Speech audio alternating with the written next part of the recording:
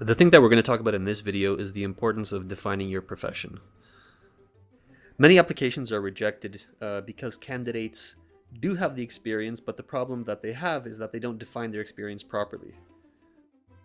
So let's say that you've gotten a job in Canada, your work in looking for a job has paid off, you've gotten a job in Canada, and now you have to apply for either a work permit or for permanent residence under express entry.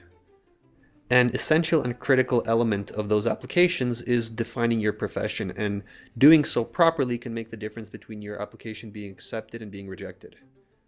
And so the importance of defining your profession properly arises in at least two different contexts. The first one being in the actual immigration application, so whether that's an application for a work permit or your application for permanent residence under a program such as Express Entry, and in the employer reference letter that you use in support of your application. The thing to start with when you're defining your profession is by looking at the knock codes. The knock codes are basically the way in which the Government of Canada defines various professions. It outlines what the criteria for each profession is, subcategories for those professions, and kind of what's encompassed in the work experience for those professions and related things.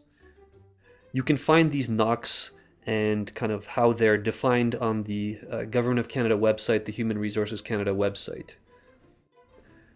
So we're going to focus on the situation in which you have gotten a job offer by a Canadian employer. The place to start where you have a job offer is to take a close look at the knock code that your employer applied for under their LMIA application. So take a look at that knock code, take a look at any subcategories that your employer applied under, and make sure that you have the precise definition of that knock as taken from the Human Resources Canada website when preparing your immigration application. And so when you're looking at the knock code that applies to your particular profession, make note of the multiple elements that the government looks at when it defines these professions. So look at things like the duties that are encompassed in performing your particular profession. Look at the employment requirements, the educational requirements. Look at those things and make sure that your immigration application and where you define your experience, where you define your education, make sure that those things coincide as much as possible with what has been outlined by the government under your particular knock code. The thing to make sure is that your idea and your definition of your profession in your mind, it has to match up exactly or very closely with the way in which the government has defined the particular profession that you're applying under.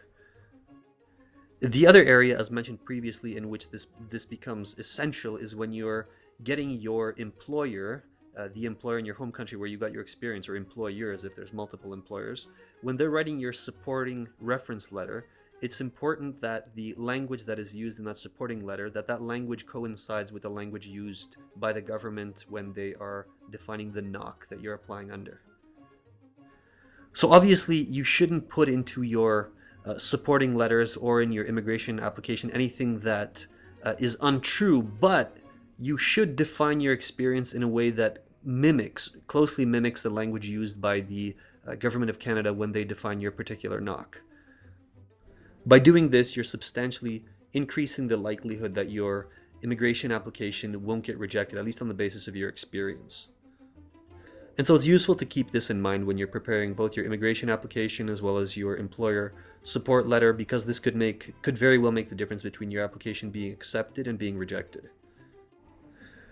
So for more info or related info on this topic or other topics, we encourage you to visit Uniivaa.com.